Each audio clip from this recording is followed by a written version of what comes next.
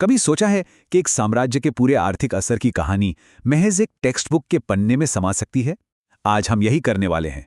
हम देखेंगे कि औपनिवेशिक काल के दौरान भारत की अर्थव्यवस्था की पूरी शक्ल कैसे बदल दी गई। और हमारा गाइड होगा एक किताब का बस एक पन्ना। तो ये है वो पन्ना। पहली नज़र में देखने पर शायद ये बस कुछ लिखा हुआ टेक्स्ट लगे, है ना? लेकिन अक्सर इतिहास की बड़ी बड़ी कहानियां इन्हीं लाइनों के बीच दबी होती हैं। हमारा काम है इन लाइनों को पढ़ना और इनके पीछे की कहानी को समझना। तो सबसे बड़ा सवाल यही उठता है, एक ऐसी इकोनॉमी जो सदियों से दुनिया के लिए ट्रेडिंग का एक बड़ा सेंटर थी, उसे आखिर पूरी तरह से बदला कैसे गया? ये सिर्फ कोई छोटा मोटा बदलाव नहीं था, ये तो पूरी पहचान बदलने जैसा था। चलिए इसी कैसे का जवाब ढूंढते हैं। तो कहानी का पहला हिस्सा है एक अर्थव्यवस्था जिसे फिर से बनाया गया। और ये समझना जरूरी है कि ये सब अचानक नहीं हुआ। भारत की सदियों पुरानी व्यापारिक ताकत को एक बहुत ही सोची समझी नीति के तहत बदला गया। ठीक ऐसे ही जैसे कोई किसी मशीन के पुर्जे बदलकर उसे अपने काम के लिए तैयार कर लेता है। और इस पूरी कहानी का जो कोर प्रॉब्लम है वो है डी इंडस्ट्रियलाइजेशन, मतलब विऔद्योगीकरण। और ये ना एक दो तरफा हमला था। एक तरफ वो इंडस्ट्रीज जो भारत की शान थीं वो खत्म हो रही थीं, और दूसरी तरफ उनकी जगह भरने के लिए कुछ नया पनप भी नहीं रहा था, यानी कि दोहरी मार। जरा उन कारीगरों के बारे में सोचिए जिनके हुनर की पूरी दुनिया में धूम थी। भारत के कपड़े, भारत का हैंडीक्राफ्ट, ये सब वर्ल्ड फेमस थे। लेकिन धीरे धीरे इन इंडस्ट्रीज की कमर ही तोड़ दी गई। उन्हें बाजार से ऐसे बाहर कर दिया गया जैसे वो कभी थे ही नहीं। और फिर आती है कहानी में दूसरी प्रॉब्लम। जहां पुराने रास्ते बंद हो रहे थे वहां नए रास्ते खुल ही नहीं पा रहे थे। ऐसा नहीं था कि मॉडर्न इंडस्ट्रीज नहीं आ रही थीं, लेकिन उनकी रफ्तार इतनी ज्यादा धीमी थी कि वो उस खालीपन को भर ही नहीं पाई जो पुराने उद्योगों के जाने से पैदा हुआ था। नतीजा ये हुआ कि अर्थव्यवस्था जैसे एक जगह आकर ठहर सी गई।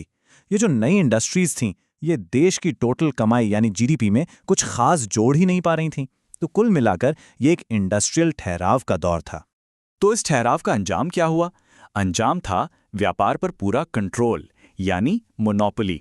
चलिए देखते हैं कि कैसे भारत के फॉरेन ट्रेड की पूरी तस्वीर ही बदल दी गई, ताकि फायदा सिर्फ और सिर्फ औपनिवेशिक ताकत को हो।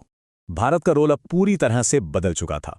अब भारत का काम था सिर्फ कच्चा माल, जैसे कच्चा रेशम, कपास, जूट, ये सब उगाना और एक्सपोर्ट करना।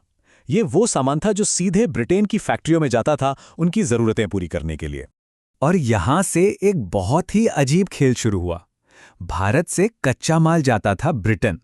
वहां की फैक्ट्रियों में उससे तैयार माल जैसे कपड़े, मशीनें बनती थीं।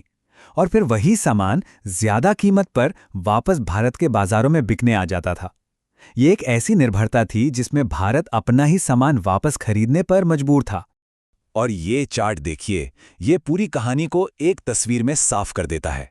भारत का आधे से भी ज्यादा विदेशी व्यापार सिर्फ एक देश तक सिमट कर रह गया था, और वो था ब्रिटेन। मतलब ये कोई फ्री मार्केट नहीं था, ये एक कंट्रोल्ड मार्केट था। अब हम इस कहानी के सबसे दिलचस्प लेकिन सबसे उलझे हुए हिस्से पर आते हैं। ये एक विरोधाभास है, एक ऐसी पहेली जिसे समझना इस पूरी कहानी को समझने के लिए बहुत जरूरी है। आगे बढ़ने से पहले एक टर्म को समझ लेते हैं, एक्सपोर्ट सरप्लस या निर्यात अधिशेष। इसका सीधा सा मतलब है कि कोई देश बेच ज्यादा रहा है और खरीद कम रहा है। आम भाषा में कहें तो फायदे का सौदा।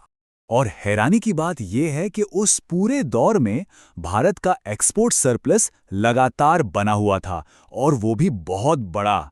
सुनने में तो ये बहुत अच्छी बात लगती है ना? जैसे कि इकोनॉमी बहुत अच्छा कर रही है। लेकिन यहीं पे असली ट्विस्ट है। जैसा कि किताब में लिखा है, लेकिन इस अधिशेष की देश की अर्थव्यवस्था को भारी कीमत चुकानी पड़ी। मतलब ये जो फायदा दिख रहा था वो असल में फायदा था ही नहीं, उसकी एक बहुत बड़ी कीमत थी। तो सवाल ये है कि वो पैसा गया कहां? वो पैसा भारत की तरक्की में नहीं लगा। इसे ड्रेन ऑफ वेल्थ या धन की निकासी कहा गया। व्यापार से हुई सारी कमाई का इस्तेमाल भारत में ब्रिटिश राज का खर्च उठाने, उनके युद्धों को फंड करने और ब्रिटेन में उनके ऑफिस के बिल भरने में किया गया।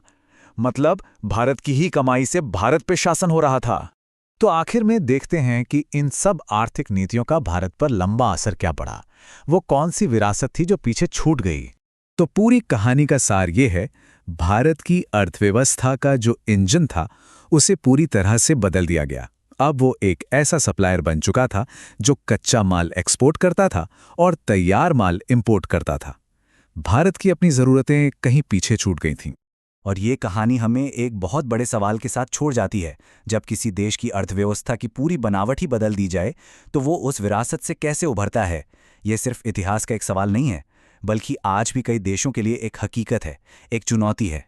ये एक ऐसा सवाल है जो आज भी मायने रखता है।